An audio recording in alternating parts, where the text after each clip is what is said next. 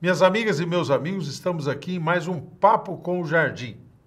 E hoje o privilégio de ter aqui um cientista, um grande pesquisador, uma pessoa que tem dedicado a sua vida para conhecer melhor essa fronteira da saúde tão delicada, que é a fronteira que lida com uma doença muito dura, muito difícil, o câncer.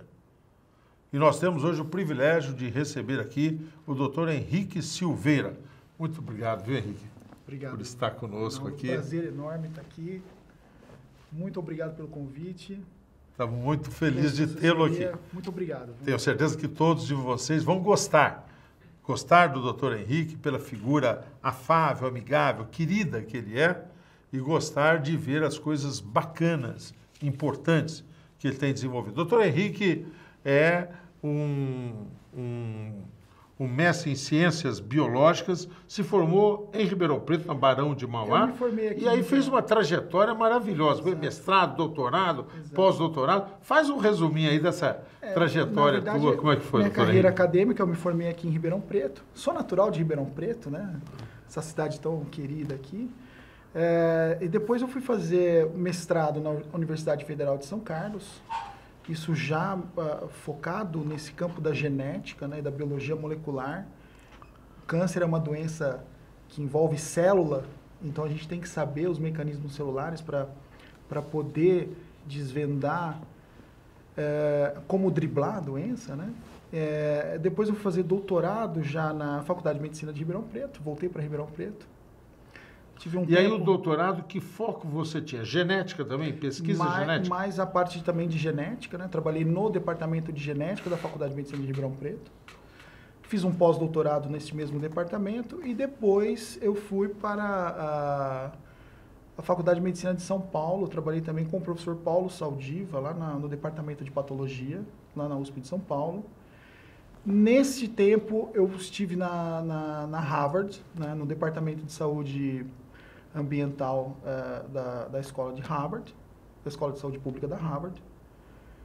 Também me aprimorando. Harvard, vamos só atualizar todos os nossos amigos que estão em casa, não são todos que sabem isso.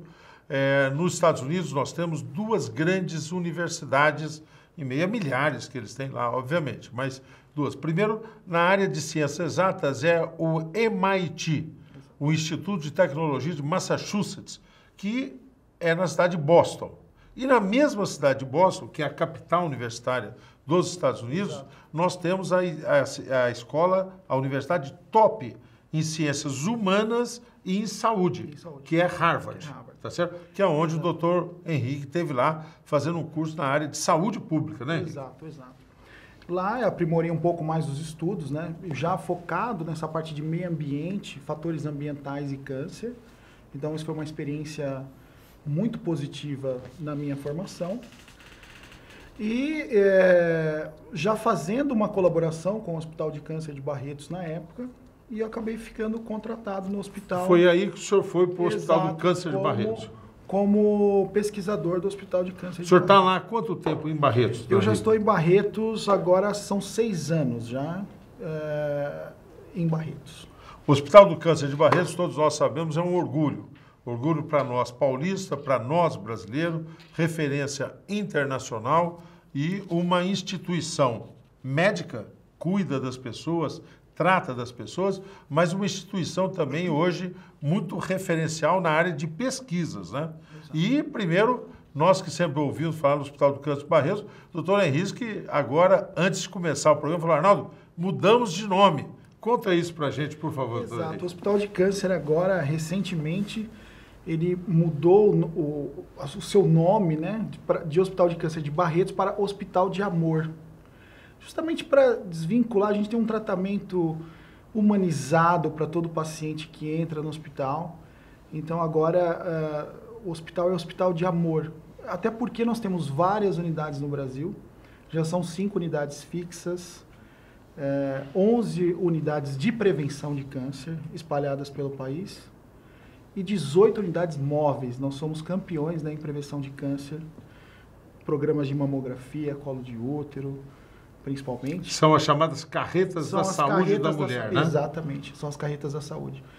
que elas andam o Brasil todo, percorrem mais de 160 mil quilômetros por ano, né, fazendo esse trabalho belíssimo de prevenção. Então, essa mudança do nome do Hospital do Câncer de Barretos para o Hospital do Amor é para caracterizar uma postura, não só um nome, é um comportamento de como enfrentar essa doença tão terrível. Exato, né? Desvincula um pouco o nome câncer da instituição, e porque ela é uma instituição humanizada. Isso já vem do senhor Henrique Prata, né, que ele é o nosso grande mentor dentro do hospital, e que tem assim um trabalho, que começou esse trabalho, o trabalho começou com o pai do senhor Henrique Prata, o Dr. Paulo Prata, e o senhor Henrique Prata estendeu esse trabalho, um trabalho belíssimo, né, como o senhor já falou.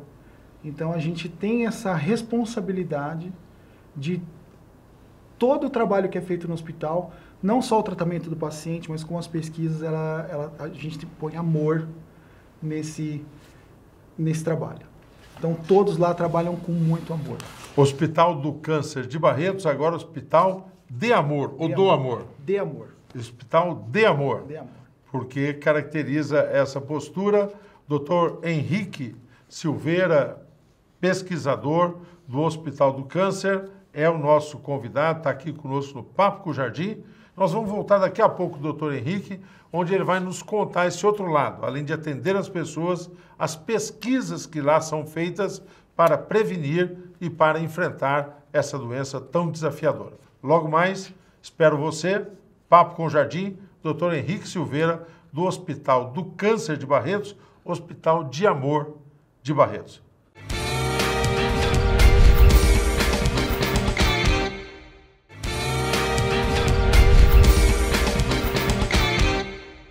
Minhas amigas e meus amigos, estamos aqui no Papo com o Jardim, hoje recebendo o Dr. Henrique Silveira. Dr. Henrique Silveira, pesquisador, integra a equipe do Hospital do Câncer de Barretos, Hospital de Amor agora. E o Dr. Henrique Silveira faz exatamente esse outro lado, que muitas vezes é desconhecido, que é o lado de pesquisa desenvolvido pelo hospital. Conte um pouco desse setor de pesquisa, qual o tamanho dele, quais são as linhas, Dr. Henrique, por favor.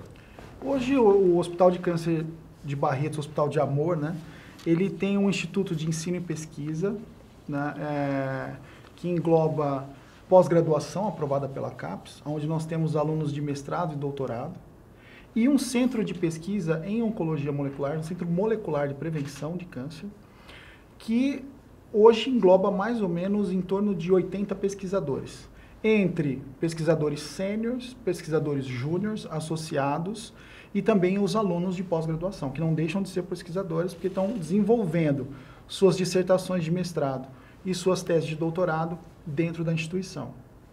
Nós temos uma diretoria composta por um diretor executivo do Instituto de Ensino e Pesquisa e um diretor científico, que é um diretor que veio até da Europa, né, é o Dr. Rui Reis, que compõe, então, essa diretoria, e depois vem os pesquisadores associados, né, no caso eu sou um dos pesquisadores do hospital, e que nós desenvolvemos várias linhas de pesquisa dentro desse contexto.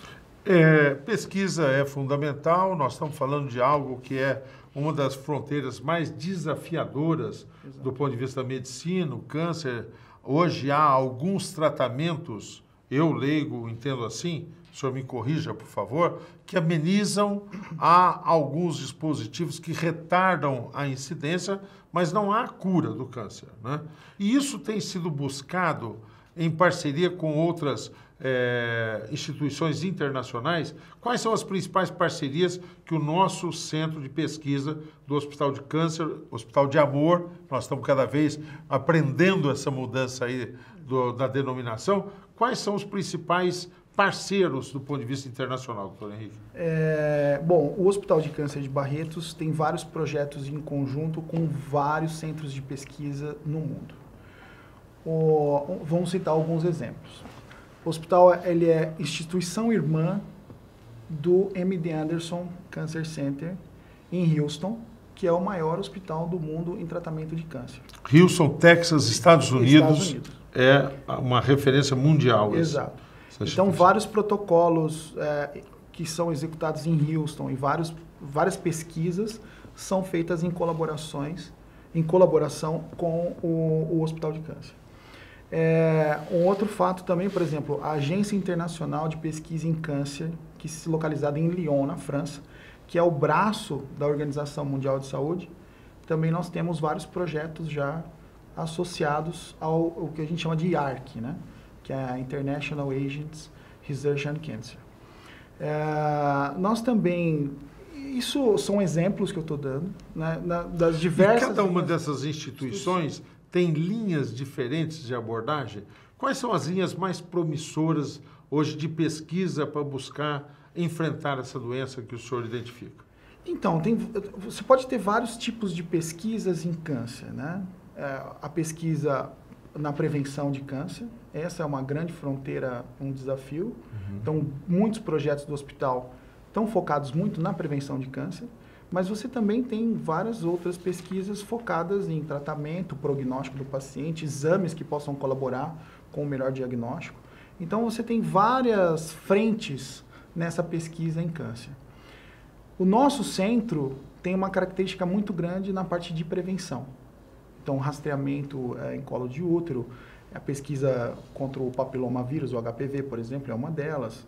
Nós temos essa pesquisa com fatores ambientais em câncer, que é essa linha, né, que eu toco dentro do hospital, que é a parte mais da prevenção primária, por exemplo, de conscientização das pessoas, de procurar marcadores para essas exposições. Então, esse é um outro tipo de pesquisa que nós temos. E toda pesquisa que envolve a biologia celular, não é? Porque o câncer é uma doença provocada por alterações genéticas na célula, então nós temos também várias pesquisas focadas nessas alterações celulares, desvendando mecanismos celulares, moleculares, o que acontece com o nosso DNA, não é? Para você poder ter uma melhor efetividade até dos medicamentos. É muito arriscado e aí também nós estamos ouvindo aí, vamos aproveitar para, eu em nome de vocês, perguntar para o doutor Henrique, a gente se iludir um pouco, né? Nós tivemos outro dia uma polêmica grande sobre a chamada pílula do câncer. Então, houve uma descoberta, agora tem uma pílula, tudo mais e tal.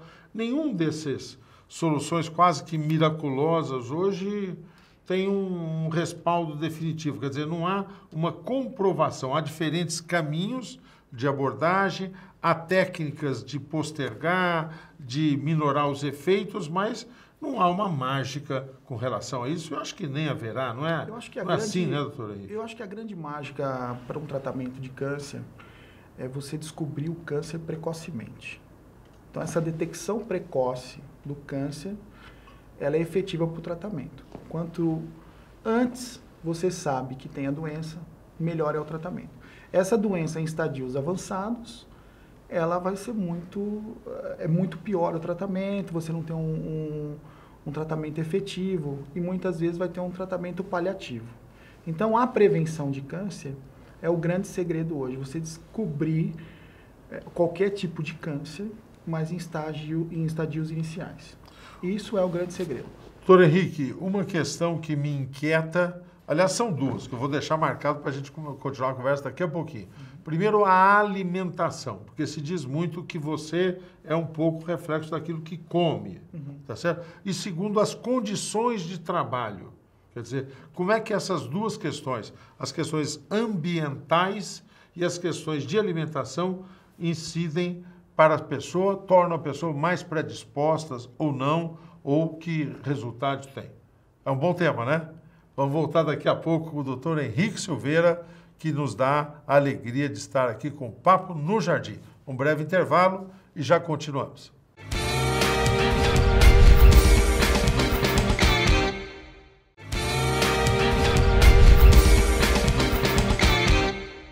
Minhas amigas e meus amigos, no Papo com o Jardim, hoje o privilégio de termos aqui um grande pesquisador. Ele integra a equipe de pesquisa do Hospital do Câncer de Barretos, agora Hospital de Amor, como ele nos explicou. Doutor Henrique Silveira. Doutor Henrique, nós tínhamos terminado o bloco anterior, deixando duas questões pendentes. Vamos tratar a primeira delas. Alimentação. O senhor falou assim, olha, várias questões nos ajudam a enfrentar essa doença tão difícil, mas uma delas, sem dúvida, é antecipar, precoce, descobrir antes, evitar, para que a gente possa enfrentar em condição mais favorável, digamos assim. E a alimentação, como é que incide nisso? A comprovação de que alguns alimentos predispõem mais, outros menos, para que tipos diferentes? Conta um pouquinho para nós sobre o que as pesquisas indicam nesse sentido. Nós temos determinado pela própria Agência Internacional de Pesquisa em Câncer, a IARC, né, em nome da Organização Mundial de Saúde, que vários alimentos, eles podem ter elementos carcinogênicos na sua composição, ou seja, que podem elevar o acometimento de câncer diante do consumo exagerado. E nós temos no meio ambiente como um todo, muitas vezes no local de trabalho, somos expostos a vários agentes carcinogênicos que muitas vezes não imaginamos. Na alimentação, eu acho que é essa mesma perspectiva, não só para câncer. A boa alimentação, ela vai favorecer não só o não acometimento de câncer, mas também de outras doenças, né? Então, acho que a alimentação é um fator principal para qualquer indivíduo. Uma alimentação saudável, com a ingestão de vegetais, não é? A recomendação médica sempre é uma boa alimentação. Então, não só para câncer é importante, né? Tem alguns alimentos, por exemplo, que eles são quimiopreventivos, ou seja, eles produzem compostos que têm a capacidade de inibir as células cancerosas, ou seja, essas células... Menciona alguns para a gente entender isso, por exemplo, uma bem interessante é o brócolis, que consumimos pouco no país e que tem uma capacidade... O brócolis, ele produz 2 compostos químicos que são originados, inclusive, no cozimento e depois na mastigação, que tem capacidade hoje de inibir células cancerosas de crescimento, porque esses compostos, eles atacam essas células. Isso são muitas pesquisas que estão em andamento, é lógico.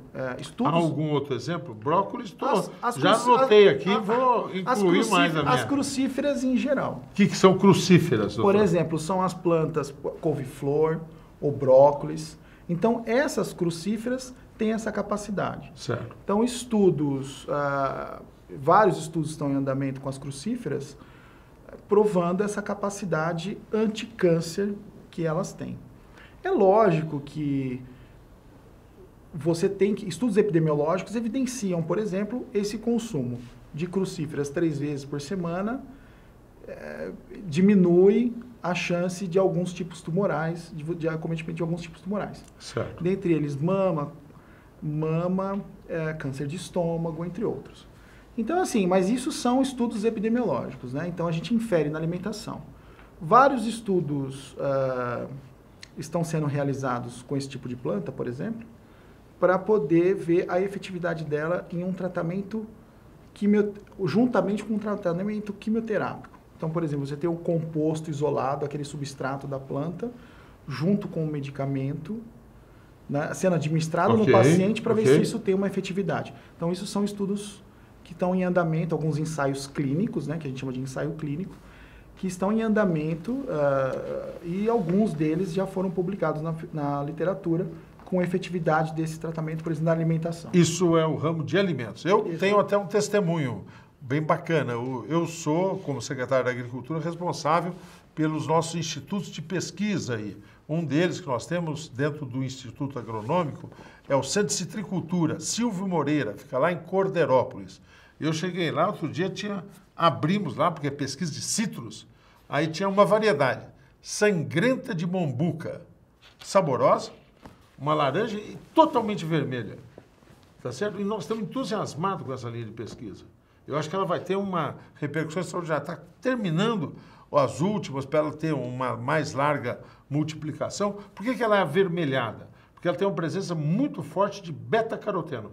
Excelente. Então é muito interessante, ela tem uma presença... E o beta-caroteno é um desses elementos importantes, né? No que diz respeito à alimentação. À alimentação, exatamente. Então, uma variedade tem um outro lado, doutor Henrique, só para não quero perder, porque eu quero ouvi-lo bastante sobre isso, que são as condições de trabalho, as condições de ambiente ou de vivência.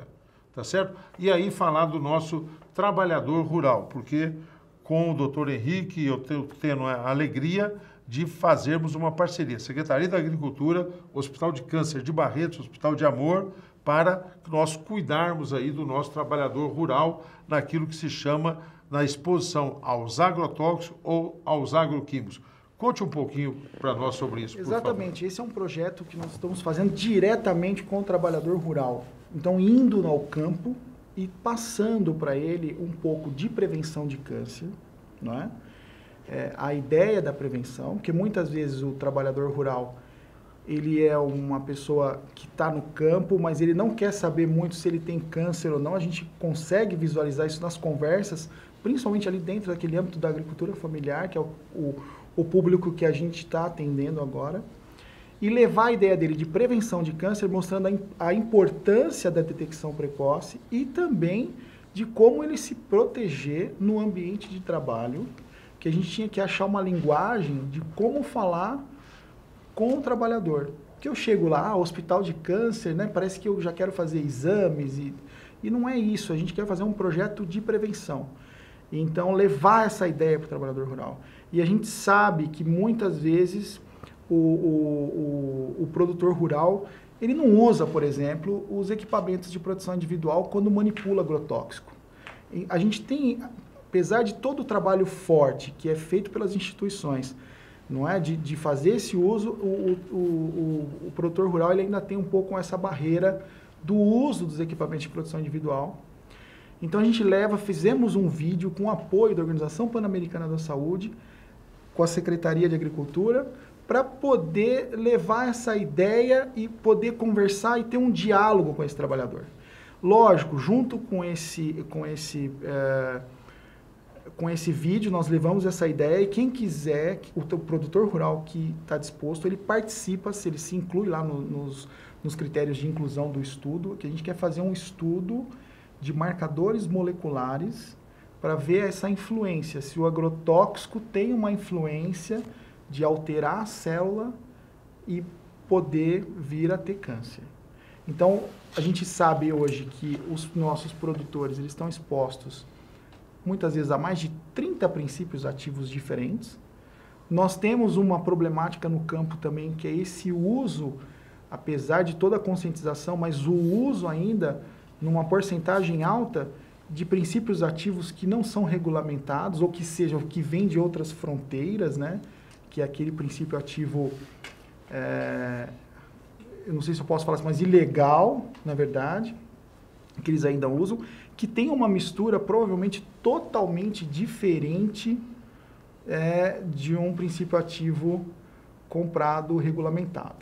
Minha gente, olha, isso é muito importante. Eu vou fazer um resuminho aqui daquilo que o doutor Henrique disse e o senhor me corrija aqui. Sim, claro. Primeiro, agroquímico, agrotóxico, o elemento químico que você usa para defensivo ou até para adubos, tal, isso causa câncer? Não.